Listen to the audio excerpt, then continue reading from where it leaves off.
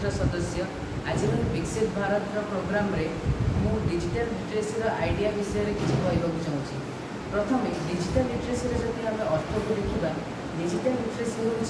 Mobile और internet जातीय उपकरण जहाँ हूँ आम नितिदिन जीवन में व्यवहार कर इंटरनेट सोशल मीडिया कंप्यूटर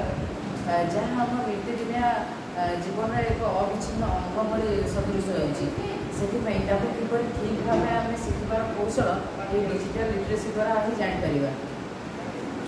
आमर संपूर्ण विश्व डिजिटल लिटरेसी उपर चली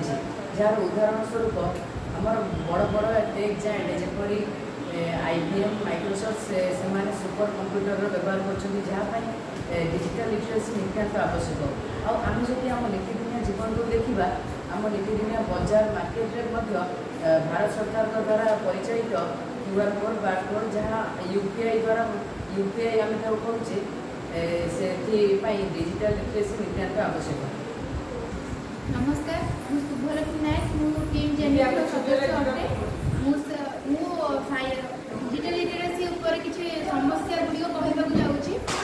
आग काल डिजिटल लिटरेसी विषय किसी लोग जान नथिबारु किसी लोग ये समस्या वंचित होती तथापि किसी लोग समस्या सम्मुखीन होती जेपरि कि साइबर ठकामी सम्मुखीन होती कारण किसी लोग आगर जो वृद्ध एवं वर्तमान जो लोक मैंने शिक्षार सम्मुखीन होना से डिजिटल लिटरेसी विषय किसी जानी ना जेहेतु डिजिटल लिटरेसी विषय किसी जानी ना तेणु से ठकामी सम्मुखीन करमती कि साइबर ठकामी साइबर ठकामी निजर पासवर्ड कोड एमती किसी ठकिकी नहीं जाऊँगी कि बैंक पैसा एसबू किसी नहीं जाऊँगी जहाँफल परिवार उपर प्रभाव पड़ुछि।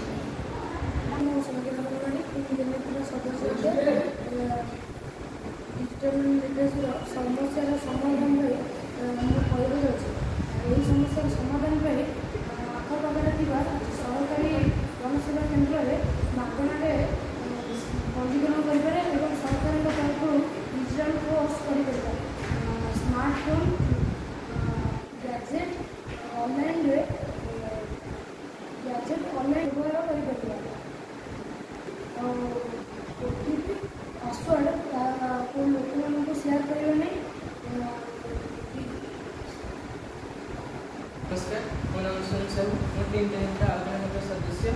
आज मुझे कहते जे आम डिजिटल लिटरेसी समाधान विषय में कि आम आज सदस्य कहले जे समाधान विषय किसी अवगत आप करेंगे मुझे आपको अवगत कराऊँगी जब कहले OTP पासवर्ड अन्य